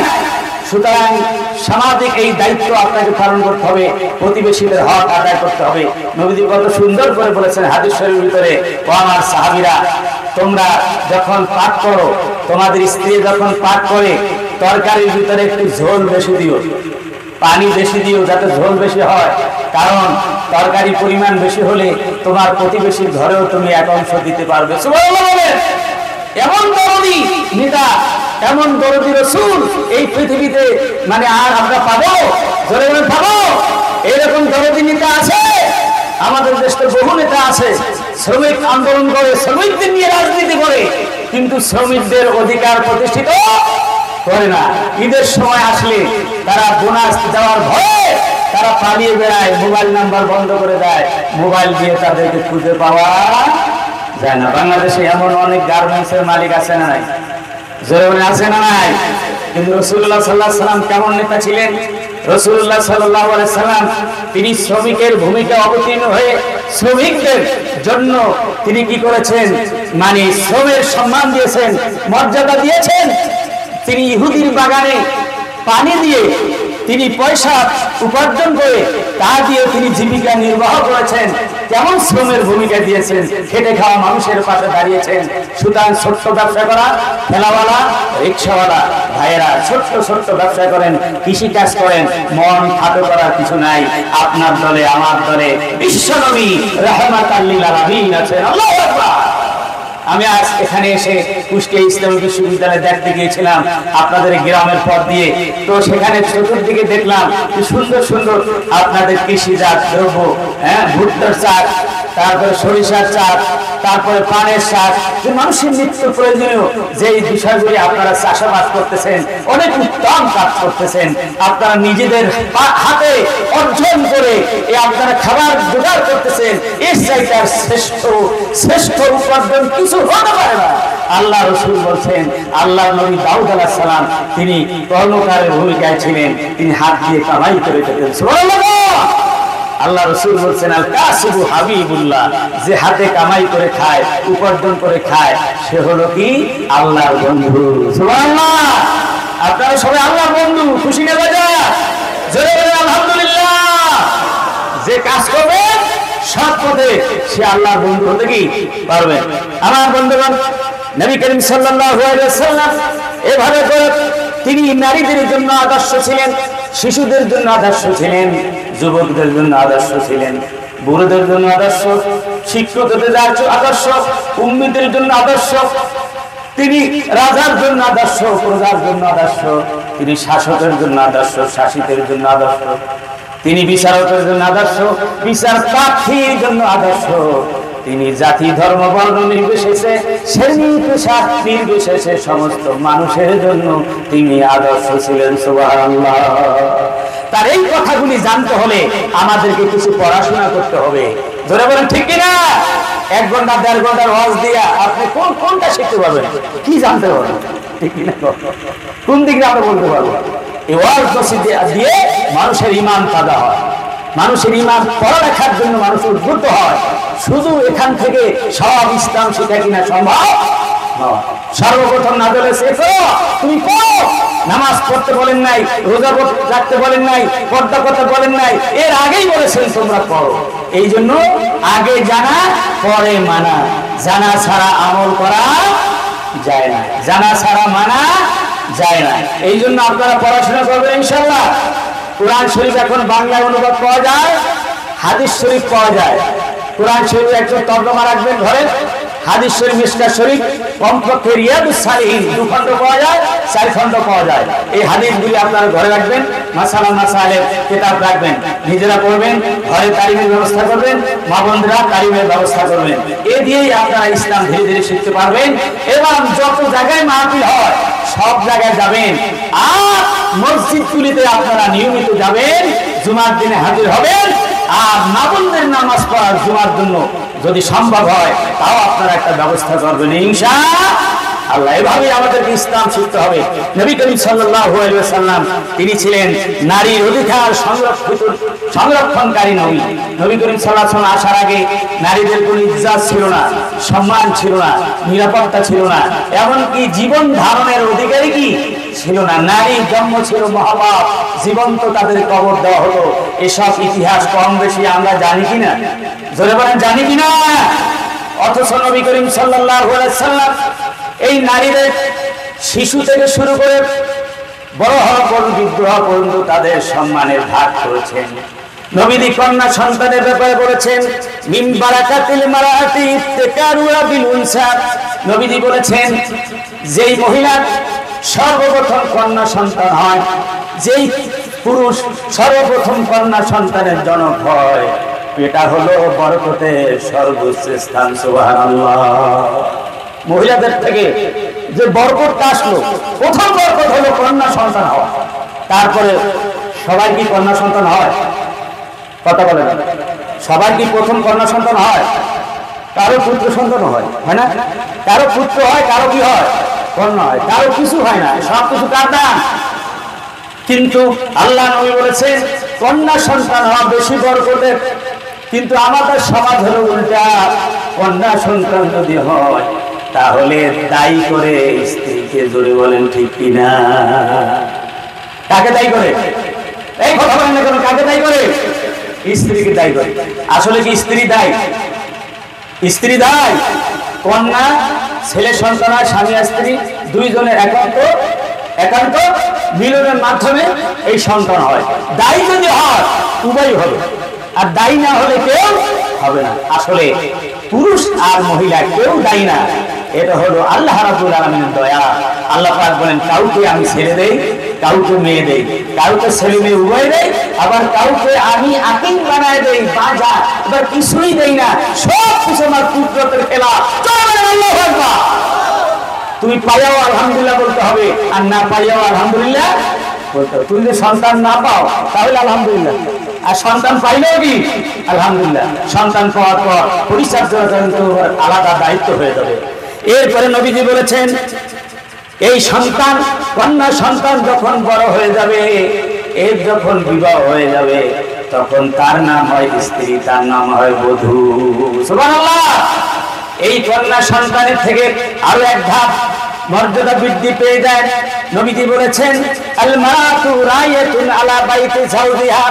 নবী করিম সাল্লাল্লাহু আলাইহি ওয়াসাল্লাম বলেছেন, যখন স্ত্রী হিসাবে কোন কন্যা সন্তান কারো বিবাহিত হয়ে ঘরে যাবে, তখন স্ত্রী ওই ঘরের ভিতরে সম্রাজ্ঞী রানীর মর্যাদা পেয়ে যাবে। সুবহানাল্লাহ। নবীজি আরো বলেছেন, দুনিয়া কুল্লুহা মাতা ওয়া খায়রু মাতাইদ দুনিয়া আল মারআতু সালিহা।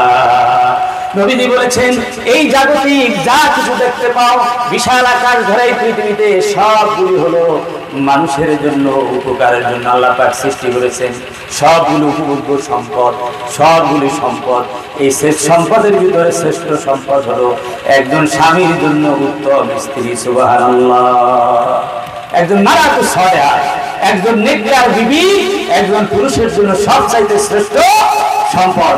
যখন ঘরে আসে ক্লান্ত শ্রান্ত নিয়ে হাসি মুখ দিয়ে স্বামীকে বরণ করে, তার কলিজাটা ঠান্ডা হয়ে যায়। সারাদিনের ক্লান্ত শ্রান্ত শরীরের সব দুর্বলতা চলে গিয়ে ম্লান হয়ে যায় বউয়ের এক নির্মল হাসিতে, হাসির ছোঁয়ায়। জোরে বলে ঠিক কিনা? যখনই তাকে কোনো কিছু আদেশ দেয় সাথে সাথে সে পালন করে। আর সে কি করে? নিজের সতীত্বকে হেফাজত করে, এবার স্বামী ঘর দুয়ার হেফাজত করে, সন্তানকে লালন পালন করে। নবী করিম সাল্লাল্লাহু আলাইহি ওয়াসাল্লাম বলেছেন, আরবাউ মা উতিয়াহুন্না ফাকাদ উতিয়া খায়রাদ দুনিয়া ওয়াল আখিরাহ।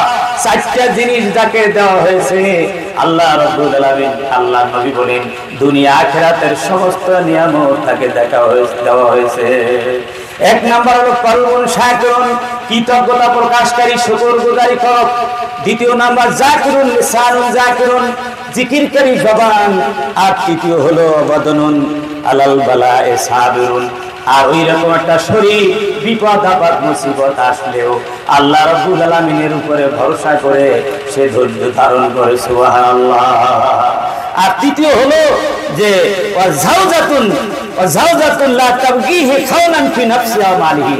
আর এমন একজন স্ত্রী, যে স্ত্রী সতীত্বের হেফাজত করে, স্বামীর সম্পদ হেফাজত করে, তার অনুপস্থিতিতে তার সতীত্ব বিনষ্ট করে না। কেন করে না? আমার ভাইরা, এমন সতীত্বের হেফাজতকারী স্ত্রী আমরা চাই কিনা? স্ত্রী আমরা চাই কিনা? তাহলে আমার সন্তানকে, কন্যা সন্তানকে কোরআন শিখাতে হবে, দ্বীন শিখাতে হবে। তাহলে এইরকম স্ত্রী প্রত্যেকের ঘরে ঘরে পৌঁছে যাবে। এটা মা বাবার কি দায়িত্ব। স্বামী চাইলেই তো এরকম নেককার বিবি পাবে না। নেককার বিবি পাওয়ার জন্য আল্লাহর কাছে দোয়া করতে হবে, আর মাতা পিতাকে এরকম নেককার বিবি তৈরি কি করে দিতে হবে। আল্লাহ পাক কবুল করুন, সকলে বলেন আল্লাহুম্মা আমিন। তৃতীয় নম্বরে, এই কন্যা সন্তান বধূ হয়ে গেল, এই বধূর যখন আবার সন্তান হলো, তখন তার এমন একটা নাম হয় যেই নাম বিশ্বজোড়া আদরের নাম। এমন একটা আদরের নাম, সম্মানের নাম, আকাশের নিচে জমিনের উপরে আর নাই। ওই মহিলার নাম হয়ে যায় সন্তান ভূমিষ্ঠ হওয়ার সাথে সাথে মা। জোরে বলেন কি? মা। মা লাগতে লাগে একটা অক্ষর, কিন্তু দুনিয়ার শান্তি, সুখ, শান্তি, আনন্দ, উল্লাস সব এই শব্দের ভিতরে ভরা। জোরে বলেন ঠিক কিনা? কখনো কখনো বিপদ মুসিবতে পড়ে মানুষ ও মা বলে ওঠে, ঠিক কিনা? বলা উচিত আল্লাহ, বলা উচিত কি? আল্লাহ। কিন্তু মাকে যেন কাছে পায় সেই জন্য বলে উঠে ও মা, ঠিক কিনা বলেন? আর মায়ের কথা স্মরণ করলেই যেন বিপদটা কেটে যাবে এমনটা লাগে, ঠিক না ভাই? ঠিক না ভাই? এমন মাকে আপনি কষ্ট দেবেন নাকি? এমন মাকে কষ্ট দিবেন? তাহলে জান্নাত পাবেন না। নবীজি বলেন, ইন্নাল জান্নাতা তাহতা আকদামি উম্মাহাতিকুম, তোমাদের মায়েদের পদতলে আল্লাহর জান্নাত। সুবহানাল্লাহ। পুরুষের পায়ের তলে থাকে স্যান্ডেল, জুতা, আর মায়ের পদতলে থাকে পুরুষের জন্য জান্নাত, তার সন্তানের জন্য জান্নাত। বলেন আল্লাহু আকবার। এর মানে কি? এর মানে মায়ের পায়ের তল খুললে জান্নাত পাওয়া যাবে? খুলে ফেললে জান্নাত পাবেন? এর মানে হলো মায়ের পিতা এমন খেদমত করবেন, এমন ভালোবাসা দিবেন, এমন সম্মান করবেন, এই পৃথিবীতে এর চাইতে আর বড় সম্মানী আর কেউ হতে পারে না। সুবহানাল্লাহ। এমন ভাবে সম্মান ইজ্জত যদি করেন, খেদমত করেন, তাহলে আল্লাহ রাব্বুল আলামিন আপনাকে জান্নাত দিবেন। শিওর। সুবহানাল্লাহ বলেন। নবীজি বললেন, হুমা জান্নাতুকা হুমা নারুকা। সাহাবী প্রশ্ন করলেন, আল্লাহর রাসূল, মা বাবার খেদমত করলে কি হবে, না করলে কি হবে? নবীজি সংক্ষেপে জবাব দিলেন, হুমা জান্নাতুকা হুমা নারুকা, মা বাপ তোমার জন্য জান্নাত আর মা বাপ তোমার জন্য জাহান্নাম। এর মানে হলো মা বাবার খেদমত করে তুমি যদি রাজি খুশি করতে পারো বৈধভাবে, তাহলে তোমাকে আল্লাহ জান্নাত দিয়ে পুরস্কৃত করবেন। আর যদি তাদের খেদমত না করো, না ফরমানি করো, তাহলে তোমার ঠিকানা হবে জাহান্নাম। ভাই আমার, এই জন্যে মায়ের খেদমত এবং পিতার খেদমত আমরা বেশি বেশি করবো ইনশাআল্লাহ। মায়েরা আপনাদের সম্মান, মায়েরা যারা পর্দার আড়ালে প্রজেক্টর দিয়ে ওয়াজ শুনছেন, আপনাদের খেদমতে দুই একটা কথা বলি যে আপনাদের অনেক সম্মান বেশি, মায়ের জাতির সম্মান অনেক বেশি। ইসলামের প্রথম মুসলমান হয়েছেন নারী না পুরুষ? কথা বলেন, নারী না পুরুষ? তার নাম কি? খাদিজাতুল কুবরা বিনতে খুয়াইলিদ রাদিয়াল্লাহু তাআলা আনহা, জাওজাতুন নবী সাল্লাল্লাহু আলাইহি ওয়াসাল্লাম। প্রথম ইসলাম কবুল করছে নারী। কোরআন শরীফের 114টা সূরার মধ্যে পুরুষের নামে সূরা কয়টা? একটাও নাই, ঠিক কি না? মহিলার নামে সূরা একটা আছে না নাই? কি নাম? সূরাতুন নিসা। এইভাবে যদি আপনি মানে দেখতে যান, মহিলাদের অনেক সম্মান ইজ্জত বাড়বে। সামগ্রিকভাবে পুরুষের সম্মান, নেতৃত্বের আসন তো পুরুষের আছে, ঠিক কিনা? সেদিক দিয়ে পুরুষের সম্মান তো বেশি, কিন্তু অন্য দিক দিয়ে মহিলাদের সম্মানও কম নয়। সুবহানাল্লাহ বলেন। মহিলারা নবী না, কিন্তু নবীদের পরিচালনার জন্য সব সময় তারা সাহায্যকারী ছিলেন। বিপদ মুসিবতে, এমনকি যুদ্ধের ময়দানে নবীর পাশে দাঁড়িয়ে তারা সাহায্য করেছেন, যুদ্ধ পরিচালনা করেছেন। আল্লাহু আকবার।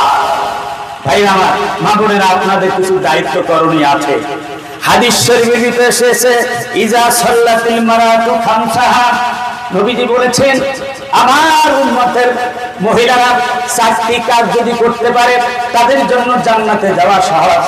1 নাম্বার হলো 5 ওয়াক্ত সালাত ওয়াক্ত মোতাবেক পড়তে হবে। 5 ওয়াক্ত সালাত কি করতে হবে? ওয়াক্ত মোতাবেক করতে হবে। অনেক মহিলারা নামাজ পড়ে ঠিক, কিন্তু নামাজ কাজা করে। নামাজ কি করে? কাজা করে। 2-3 ওয়াক্ত একসাথে মিলিয়ে পড়ে। মনে রাখবেন, বিনা ওজরে 1 ওয়াক্ত নামাজ যদি আপনি তরক করেন, কাজা করেন, 2 কোটি 88 লক্ষ বছর জাহান্নামে থাকা লাগবে। 1 সেকেন্ডে জাহান্নামে থাকা যাবে না। জোরে ঠিক কি না? তাহলে নামাজ কেউ কাজা করবেন? পুরুষরাও করবেন না, মা বোনেরাও কি করবেন না? 5 ওয়াক্ত নামাজ যথাযথভাবে করবেন। আর রমজানে রোজাগুলি রাখবেন, ফরজ রোজা। কয়টা? মাস 29 হলো 29টা, 30 হলে কি 30টা। এই রোজাগুলি আপনারা রাখবেন। 3 নাম্বার হলো ওয়াতাহাত বালাহা, আর স্বামীর আনুগত্য করবেন, স্বামীর কথা শুনবেন, স্বামীর কথা মানবেন। স্বামীর কথা মানা কি ফরজ, যতক্ষণ পর্যন্ত আল্লাহ আল্লাহ রাসূলের বিধানের ভিতরে থেকে আপনাকে কি করে মানে হুকুম করে। এরপরে আর কি ওয়াহসানাত ফরজাহা, আর আপনার সতীত্বকে হেফাজত করবেন, পর্দায় থাকবেন। এই 4টা কাজ যদি আপনি করতে পারেন, নবীজি ঘোষণা করেন যে ফালতাদখুল মিন আইয়াবিল জান্নাতে শাহ, জান্নাতের 8টি দরজা দিয়ে আপনি যে কোনো দরজা দিয়ে আপনি জান্নাতে চলে যেতে পারবেন, আপনার জন্য জান্নাত খোলা থাকবে। জোরে বলেন আল্লাহু আকবার। আমার মা বোনেরা, এই 4টে কাজ করুন। 5 ওয়াক্ত নামাজ, রমজানের ফরজ রোজা, স্বামীর আনুগত্য, আর হলো সতীত্বের হেফাজত, পর্দায় থাকা। এই 4টি কাজ যদি করতে পারেন, আপনার জন্য হলো জান্নাত সহজ। বাকিগুলি হচ্ছে এর আনুষঙ্গিক। এইটা হলো প্রধান আপনার যে দায়িত্ব। এরপরে আমি পুরুষ ভাইদেরকে বলবো যে শুধু মহিলারা আপনাদের আনুগত্য করবে, স্ত্রী আনুগত্য করবে, আপনাদের কিছু দায়িত্ব আছে না নাই? আছে না নাই? আপনি যা খাবেন স্ত্রীকে তা খাওয়াবেন, আপনি যে মানের পোশাক পরবেন সেই মানের পোশাক আপনি দিবেন, আপনি স্ত্রীকে দিবেন। নবীজির কথা, যে মানের বিছানায় শুইবেন সেই রকম মানের বিছানায় স্ত্রীকে শোয়াবেন, এবং ভদ্রসূচিত ভাবে কথা বলবেন, সুন্দর নামে তাকে ডাকবেন, তাকে অভদ্রভাবে ডাকবেন না, এবং চেহারার উপরে আঘাত করে কখনো মারবেন না। সুবহানাল্লাহ।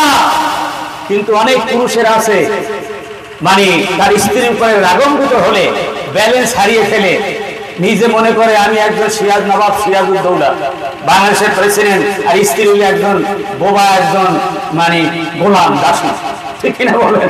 সে চুপ করে থাকবে, সে কিছুই বলতে পারবে না। বিষয়টা এরকম। অথচ আল্লাহ পাক বলছেন হুল্লা লিবাসুল লাকুম ওয়া আনতুম লিবাসুল লাহুন্না, তুমি স্ত্রীর জন্য পোশাক, স্ত্রী তোমার জন্য পোশাক। অর্থাৎ তুমি আদর্শ স্বামী হলে স্ত্রীর জীবন সার্থক, স্ত্রীর জীবন সৌন্দর্যমণ্ডিত হবে। আর মানে স্ত্রী যদি ভালো হয় তাহলে তুমি পুরুষ নামে স্বামী নামে তোমার জীবনটা সার্থক হবে। জোরে ঠিক না? যেই ঘরের স্ত্রী যুদ্ধবাদ, তর্কবাদ, ঝগড়াবাদ, সেই ঘরটা হলো পৃথিবীর এক জাহান্নাম। জোরে বলেন ঠিক না? আর যেই ঘরে আগে বলছিলাম হাসি মুখে বাইক থেকে যখন যাবেন, হাসি মুখে আপনার বাজারের ব্যাগটা ছোট হোক বড় হোক যে কোনো অবস্থা আসেন, বাজারের ব্যাগের দিকে তার নজর থাকবে না, নজর থাকবে আপনার মুখের দিকে, সালাম দিয়ে বরণ করে নিবে। সেই ঘরটা হলো বেহেশত। এমন বেহেশত বানাইতে চাই কিনা আমরা? ঘরটা বেহেশত বানাইতে চাই না? মাবেনার আওয়াজ শুনছেন, আপনারা ঘরটাকে বেহেশত বানাইতে পারেন? আপনারা বেহেশত বানাইতে পারেন? শুধু বেহেশত বানাবেন এই জন্য দায়িত্ব করেন। হ্যাঁ, মানে যে অনেকে বলে যে পরিবার সুন্দর হয় রমণীর গুণে, বলে না? তার সব দায়িত্ব যদি সুপুরুষ হয়, সঙ্গী হয় তার মানে স্বামী, অর্থাৎ মানে এই ওয়াজটা কেউ করে না। অর্থাৎ রমণীর গুণে পরিবার সুন্দর হবে যদি সুপুরুষ তার সঙ্গে থাকে। যদি বলেন ঠিক না? স্বামী যদি হয় বেয়াদব, স্বামী হয় মদদি, স্বামী হয় বেনাবি, তাহলে সেই ঘর কি সুখের ঘর হবে? উভয় দিনদার ইমানদার হইতে হবে। এই জন্য তার সাথে সুন্দরভাবে কথা বলবেন। অনেক বেকুব আহমদ লোক আছে আপনাদের এলাকায় নাই, স্ত্রীকে কথায় কথা বলে এই শুয়োরের বাচ্চা, এই গাধার বাচ্চা, বলে কিনা? কথা বলবেন, বলে কিনা?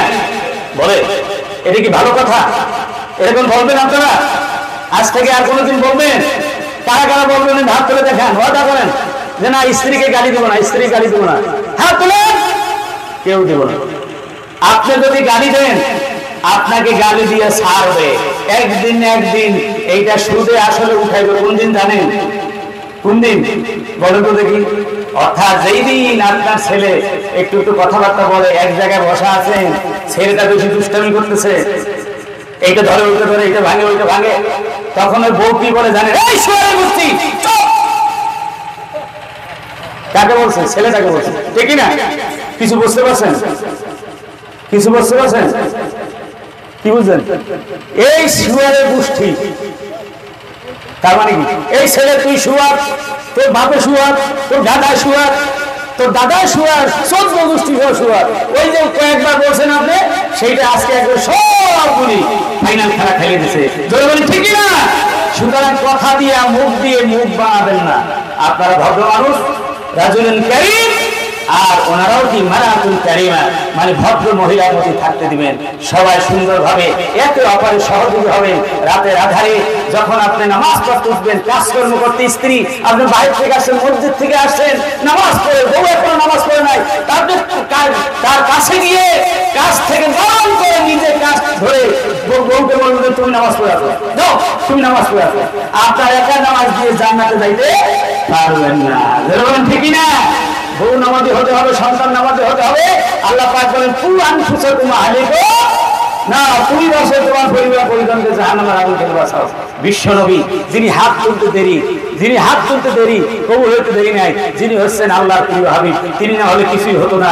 সেই রাসূল সাল্লাল্লাহু আলাইহি সাল্লাম ঘরে যখন যেতেন কখনো তিনি ঘর ঝাড়ু দিতেন। বিশ্বাস করেন সুবহানাল্লাহ, তিনি ছেঁড়া কাপড় সেলাই করতেন, তিনি ছাগল ভেড়ার মানে দুধ তিনি দহন করতেন, জুতা সিলাইতেন। আল্লাহু আকবার! এর চাইতে আর শ্রেষ্ঠ রাসূল, মানবিক রাসূল আপনি কোথায় পাবেন? সেই রাসূলের আদর্শগুলি আমাদের বাস্তব জীবনে আমাদের অনুকরণ করা লাগবে কিনা? জরুরি লাগবে কিনা? এইভাবে করে রাসূলুল্লাহ সাল্লাল্লাহু আলাইহি ওয়াসাল্লামের একটা একটা আদর্শের কথা যদি আমরা বলি, রাত ফুরিয়ে যাবে কিন্তু শেষ হবে না। এই জন্য আপনাদেরকে বলবো আপনারা সিরাতের গ্রন্থ করবেন।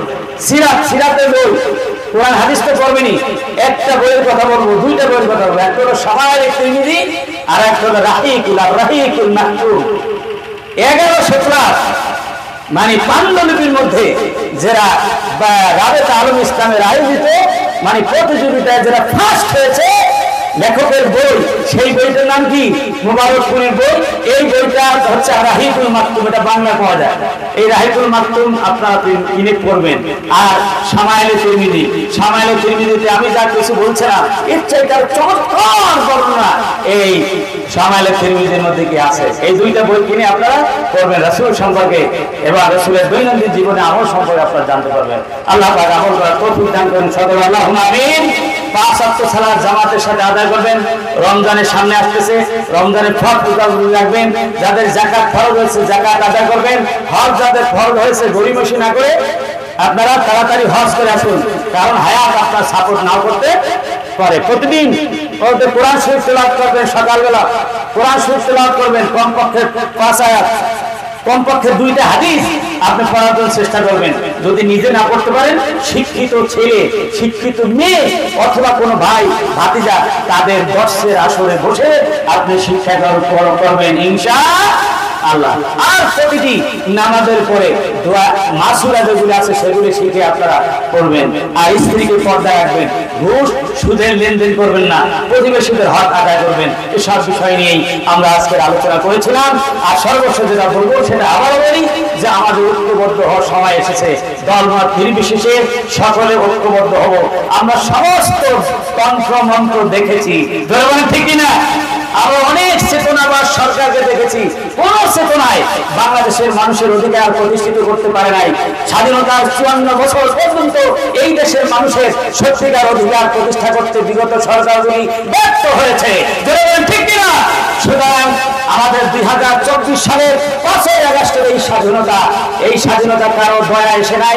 এদেশের ছাত্র জনতার অকুত ভয় তার জীবন বাজি রেখে এই মানুষের অধিকার প্রতিষ্ঠার জন্য কেবল একটা নির্বাচনের জন্য তারাই আন্দোলন করেন নাই, মানুষের অধিকার প্রতিষ্ঠার জন্য বিগত সময়ের সরকারগুলির সিস্টেম পরিবর্তন করার জন্য এই আন্দোলন করে তারা বিজয় অর্জন করেছে।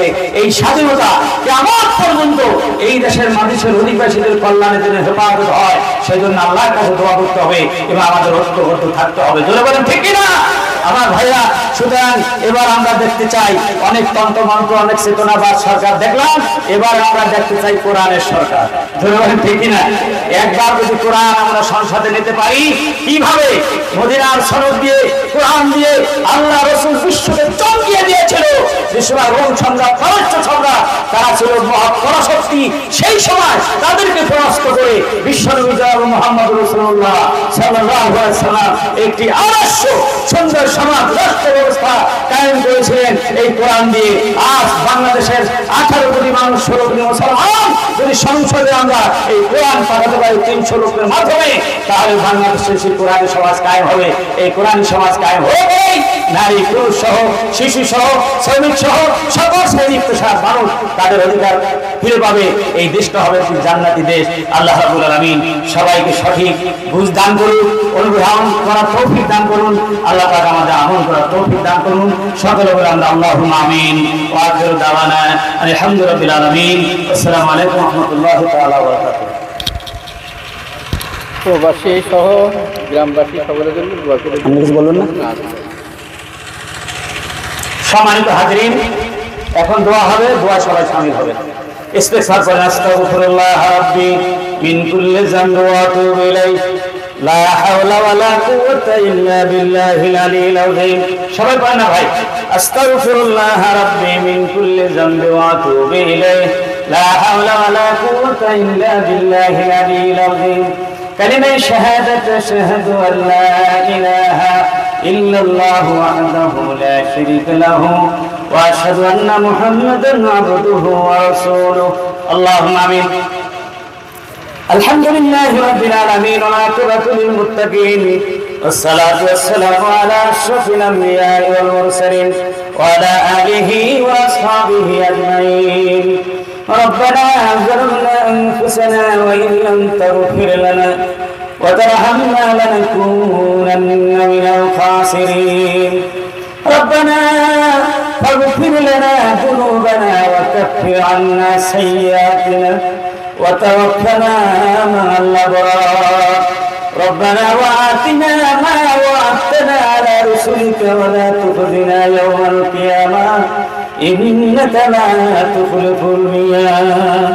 رب العالمين পাঁচকমলাপুর গোপালনগর শেখরা যুব সমাজ প্রবাসী এলাকাবাসী উদ্যোগে আয়োজিত এই বিশাল তাফসীরুল কোরআন মাহফিলে দীর্ঘক্ষণ আলোচনা করার পরে গভীর রজনীতে তওবা করে তাসবিহ ঈমান করে আল্লাহ গো আপনার শাহী দরবারে হাত তুলেছি, মাবুদ দয়া করে মেহেরবানি করে আমাদের হাত তুলি কবুল মঞ্জুর করে দিন। রব্বুল আলামিন আমরা জীবনে অসংখ্য গুনাহ করেছি মাবুদ, গুনার দিকে তাকাইলে মাফ চাইতে বড় লজ্জা হয়। আল্লাহ তুমি পবিত্র কোরআনে বলেছো লা তাকনাতু মির রাহমাতিল্লাহ, বান্দারে যারা সীমা লঙ্ঘন করেছো, নিজেদের সত্তার উপরে গুনাহ খাতা করে ফেলেছো, তোমরা নিরাশ হয়ে যেও না। আমি রহমান রহিম, আমি গফুর গাফফার, তোমার জিন্দেগীর গুনাহগুলি আমি ক্ষমা করে দিতে পারি। আল্লাহ গো, তোমার সেই ঘোষণা সান্নিত হয়ে গভীর নজরুতি গুনাহ বোঝা মাথায় নি, আল্লাহ রহমতের আশায় মাগফিরাতের আশায় আল্লাহ ফকিরের মতো দুখানা হাত তোমার কুদরতি দরবারে তুলে ধরেছি। আল্লাহ দয়া করে মেহেরবানি করে আমাদের জিন্দেগি গুনাহগুলি মাফ করে দাও। রব্বুল আলামিন আজকের মাহফিলের শুরু থেকে এই পর্যন্ত ওলামায়ে কেরাম যত কথা বলেছেন, আল্লাহ কোনো ভুল কথা হয়ে থাকলে তা স্মৃতি থেকে মিটাইয়া দিও। আমলযোগ্য আল্লাহ যে কথাগুলি আমরা বলেছি, সেই কথাগুলি মনে রেখে আমাদেরকে সবাইকে আমল করার তৌফিক দেয়া দিও। রব্বুল আলামিন আজকের এই মাহফিল এই এলাকাবাসীর জন্য হেদায়েতের জরিয়া বানাইয়া দিও। আজকের এই মাহফিলে খায়র বরকত ফজিলত প্রতিটি ঘরে ঘরে পৌঁছাইয়া দিও। আল্লাহ আজকের এই মাহফিল কিয়ামতের ময়দানে যেই দিন কেউ কর হবে না, সেদিন এই মাহফিল আমাদের সকলের জন্য নাজাতের জরিয়া বানাইয়া দিও। রব্বুল আলামিন মাহফিলের আলোচনা করা, আয়োজন করা, শোনা বলা, জিকির আজকার তাসবিহ তাহলিল যা কিছু আমরা পড়েছি, এতে করে খুশি হয়ে যে সওয়াব সুবিনাত করবেন, লক্ষ কোটি গুণ বৃদ্ধি করে তাম সবটুকু হুজুর নূর সাল্লাল্লাহু আলাইহি ওয়াসাল্লামের রওজাতে সোনার মদিনায় পৌঁছে দিন। तमाम अंबियाम साहबे किराम औलिया किराम मुमिनीन मुमिनात मुस्लिमीन मुसलमात कब्र बशेसन আল্লাহ গো সকলের আল্লাহ পাকে হাদিয়া পৌঁছে দিন। আল্লাহ আমরা যারা হাত তুলেছি, আমাদের মা বাপ দাদা দাদি নানা নানি শ্বশুর শাশুড়ি, আল্লাহ তাআলা প্রিয়জন আপনজন পাড়া প্রতিবেশী মুসলমান যারা দুনিয়া থেকে বিদায় হয়ে গেছেন, আল্লাহ সকলের আল্লাহ পাকে হাদিয়া পৌঁছে দিন। রব্বুল আলামিন এই এলাকার যুব সমাজ, আল্লাহ প্রবাসী ভাইয়েরা কত কষ্ট করে টাকা পয়সা অর্জন করে প্রবাস থেকে এলাকাবাসীকে ভোলেন নাই। আল্লাহ যুব সমাজ এবং প্রবাসী ভাই এলাকাবাসী আল্লাহ একত্রিত হয়ে যৌথভাবে এই মাহফিলের আয়োজন করেছেন। মাবুদ প্রত্যেকের মনের আশা পূরণ করে দিও। আল্লাহ প্রত্যেকের পেশাগত জীবনে খায়র বরকত দান করো। আল্লাহ যুবক ভাইদেরকে আল্লাহ রব্বুল আলামিন হযরত আলীর মতো, হযরত ওমরের মতো আল্লাহ ইসলামের জন্য সৈনিক হিসেবে কবুল ও মঞ্জুর করে দিও। রব্বুল আলামিন আয় আল্লাহ যারা চাকরি করেন চাকরিতে বরকত দিয়ে দিও, যারা ব্যবসা করেন ব্যবসায় বরকত দিয়ে দিও, যারা কৃষিকাজ করেন তাদেরকে কৃষিকাজে বরকত দিয়ে দিও, যারা বেকার আছেন তাদের সম্মানজনক কর্মসংস্থানের ব্যবস্থা করে দিও। আল্লাহ ছাত্রদের লেখাপড়ার বরকত দিয়ে দিও। প্রবাস জীবনে এই এলাকার থেকে যে সমস্ত ভাইরা প্রবাসী অবস্থা আছে, বহু দূর দূরান্তে আছে, আয় আল্লাহ তোমার মা বাবার আত্মীয় স্বজনের মুখে হাসি ফুটানোর জন্য, দুইটা হালাল পয়সা অর্জনের জন্য বিদেশে গিয়েছেন, আল্লাহ দয়া করে মেহেরবানি করে সেখানে শারীরিক মানসিক সুস্থ থেকে আল্লাহ যে যে দায়িত্ব পালন করেন সেই দায়িত্ব পালন তৌফিক দিয়ে দিও। আল্লাহ রব্বুল আলামিন তাদের কাজে কর্ম বরকত দিয়ে দিও, শারীরিক মানসিক সুস্থ রাখিও। আবার যথা সময় আল্লাহ তার মা বাবা আত্মীয় স্বজনের কাছে ফিরে আসতে পারে তৌফিক দিয়ে দিও। আল্লাহ রব্বুল আলামিন এলাকাবাসীর ভিতর হৃদ্যতা মহব্বত ভালোবাসা পয়দা করে দিও, হিংসা হানাহানি দূর করে দিয়ে সকলের ভিতরে মিল মহব্বত পয়দা করে দিও।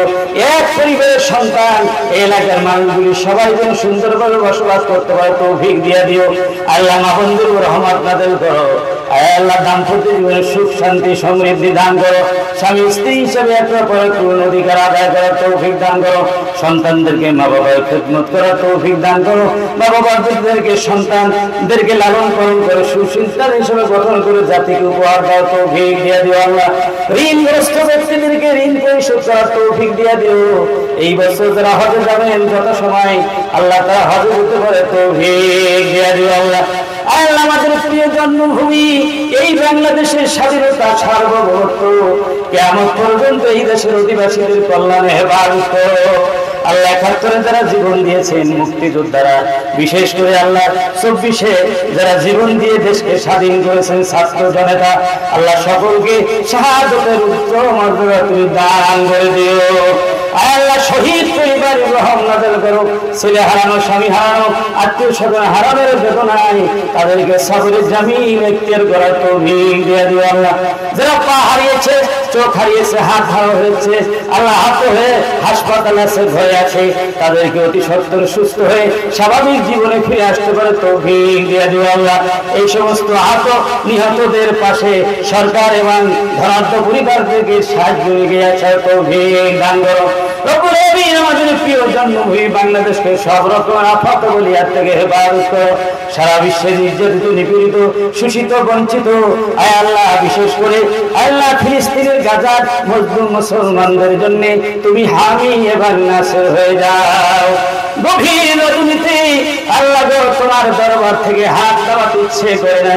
তুমি এমন আল্লাহ, যত চাইবে তুমি খুশি হও। আল্লাহ তুমি কখনো বেজার হও না, না চাইলে বেজার হও। রব্বুল আলামিন আমরা যা কিছু চাইতে পারলাম আর যা কিছু চাইতে পারলাম না, তুমি সব কিছু জানো। আলিমুল বিজাতি সুদূর, যা যা প্রয়োজন যায় স্তরিকে আমরা যাইতে পারি নাই, যার যা লাগে সব কিছু দয়া করে গভীর রাত্রিতে সবাইকে তুমি সম্মানিত করে দিও।